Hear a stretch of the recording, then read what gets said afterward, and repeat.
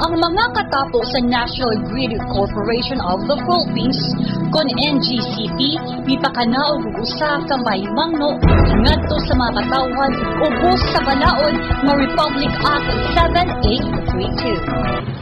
Sa maong karatula, gihingusgan gayon ang pagdili sa pagputol, paggawas, pagtangtang, pagdala, pagbalhin, pagtago, pagkarga, pagpalit ug pagtunaw sa bisan unsang bahin sa mga tore sa kuryente.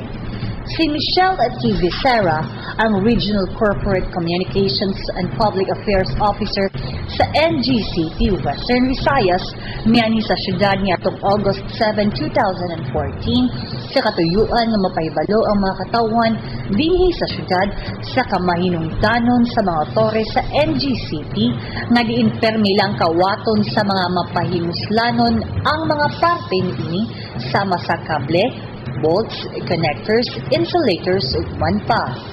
Iya usab nga giapod-apod ang mga posters din na ipatik ang mga silot ug multa alang sa mga mangawat sa mga parte sa tore sa NGCP apil na ang pagkapreso ngadto sa 12 hangtod 20 ka tuig ug multa nga 50,000 pesos hangtod 100,000 pesos. Diha sa mong poster na ipatik usab nga adunay premyo o sukol ang bisan kinsa nga makasumbong ngadto sa kapulisan o sa NGCP kung aduna sila nailhan nga mga tawo nga nanguha o nangawat sa nasangpit nga mga parte sa mga tore sa kuryente. Ang maong mga posters gipakatap na karon diha sa nakalain-laing lugar pampubliko dinhi sa syudad.